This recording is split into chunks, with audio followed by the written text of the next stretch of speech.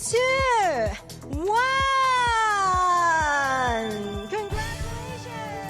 Drones will soon take over Hong Kong skies, providing diverse services as Chief Executive John Lee kickstarts the low-altitude economy.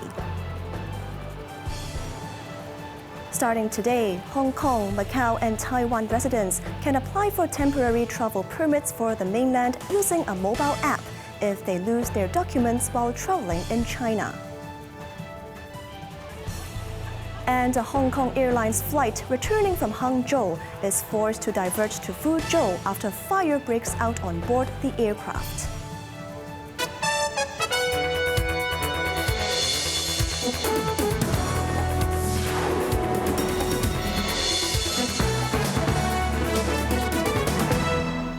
Good evening, you're watching Cable News. I'm Cheryl Yun. Chief Executive John Lee said the low-altitude economy will be a new growth engine for the city as 38 pilot projects are set to kickstart, covering drones for delivery, emergency rescue and more. Bess Leung tells us more. 好啦，見到無人機已經開始降落。 With the official launch of the low-altitude economy regulatory sandbox, the city is welcoming a new era pointing up economic activities in the airspace. Lee said the low-altitude economy can enhance urban management and business efficiency and bring new experiences of smart living to the public, ultimately becoming a new growth engine for Hong Kong.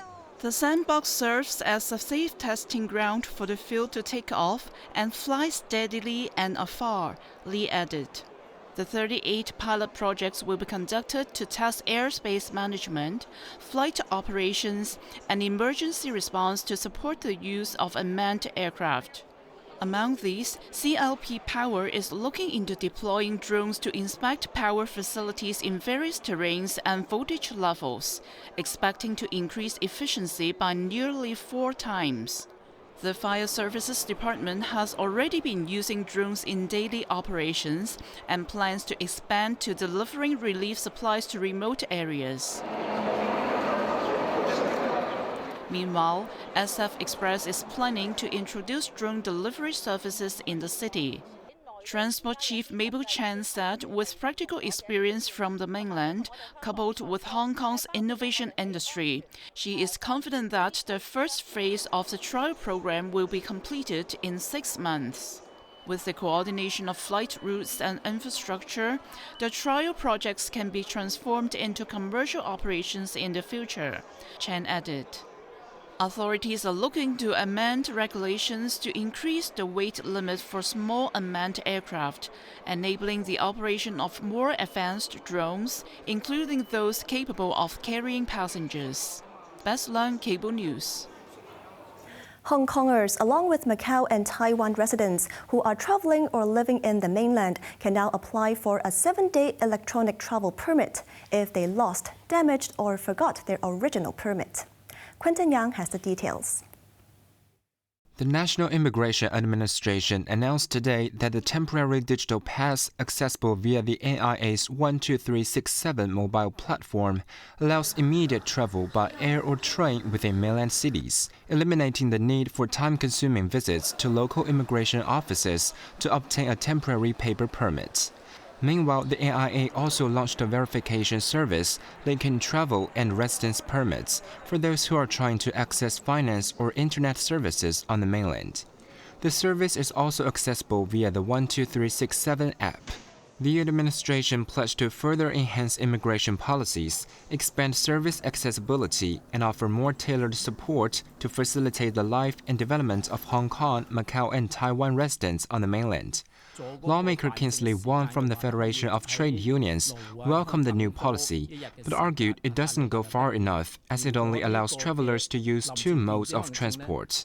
If someone loses their documents, they still can't use the e-permit to return to Hong Kong via border checkpoints.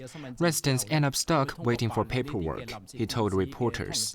The city's National People's Congress delegate Starry Lee called the move a practical step, but urged authorities to consider permanent digital permits.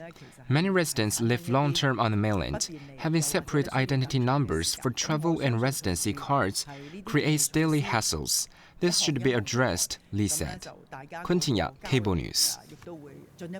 A Hong Kong Airlines flight from Hangzhou to Hong Kong was forced to make an emergency landing in Fuzhou this afternoon after a fire broke out in the cabin, prompting passengers and crew to extinguish flames with water bottles.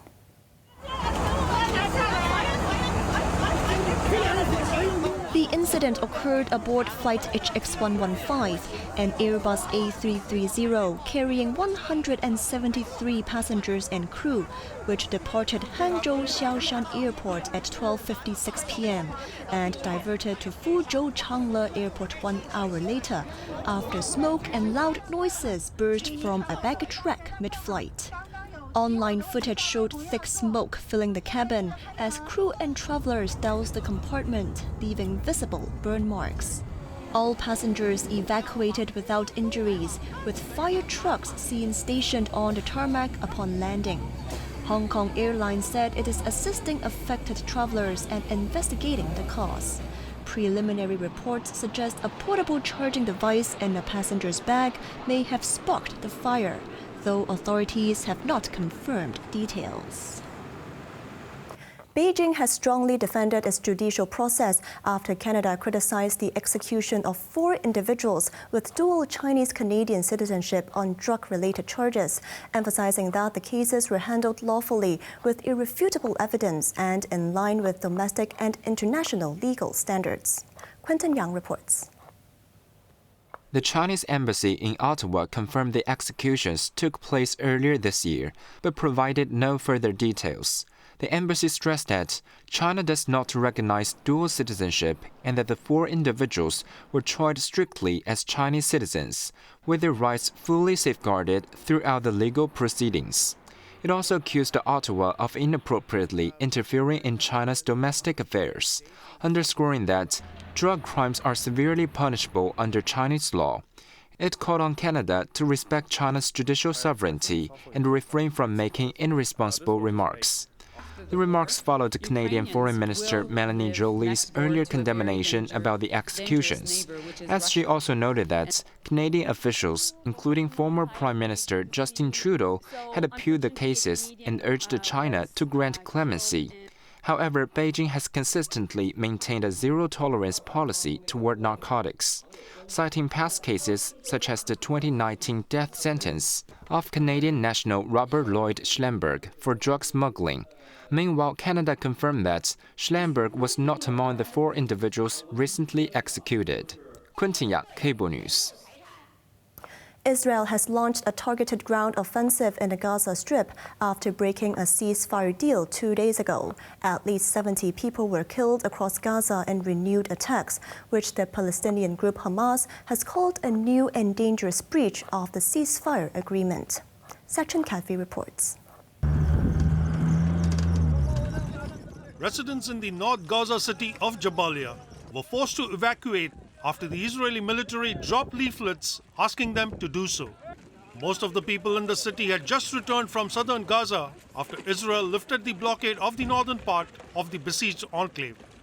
The Israel Defense Forces said its troops had resumed targeted ground activities in the Gaza Strip, taking control of the Netzarim corridor, which divides the north and south.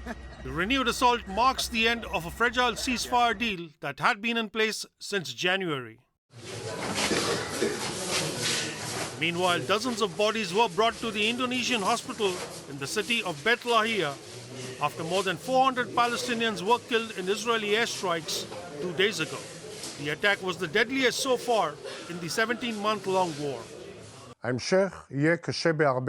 Israeli Defense Minister Israel Katz said that if hostages held by Palestinian group Hamas are not released, then residents of Gaza will pay the full price. Sachin Kadvi, Cable News.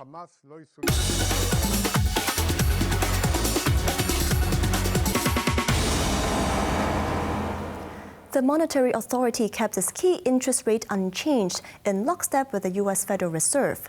Keeping the benchmark at 4.75%, Hong Kong's de facto central bank maintained the alignment after its American counterpart left the target rate in the 4.25 to 4.5% range.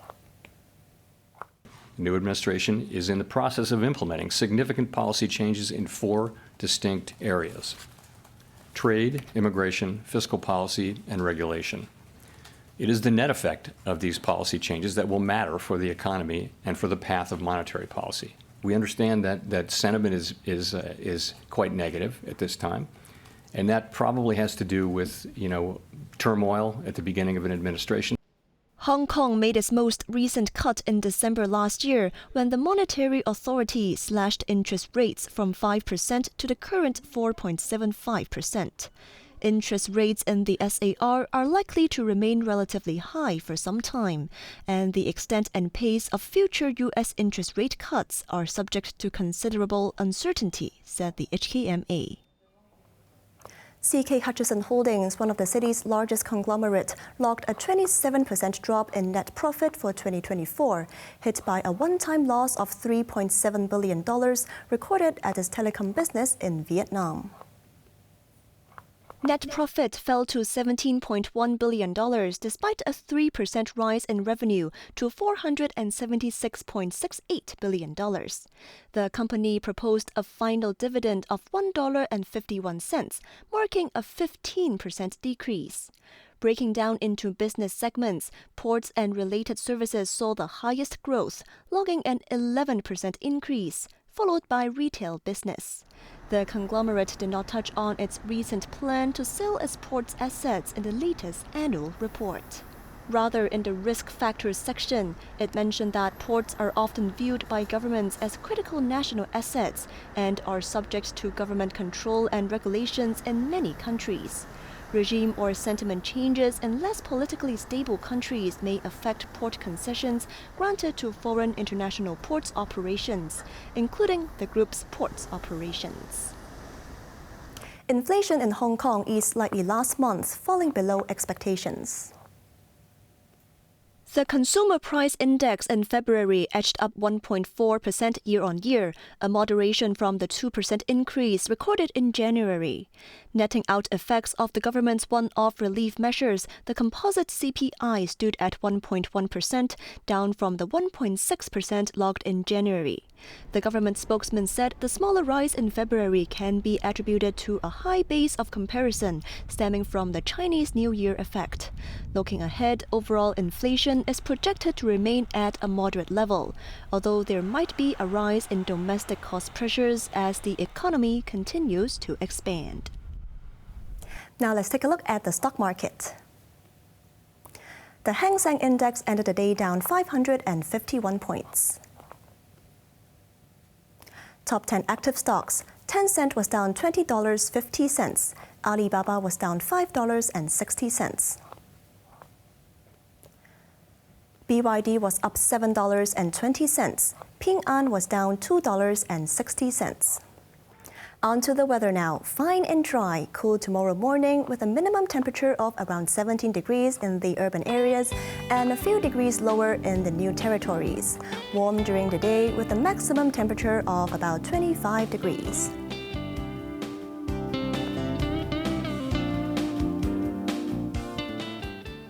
And that's our news tonight. I'm Cheryl Yun. Thanks for watching and good night.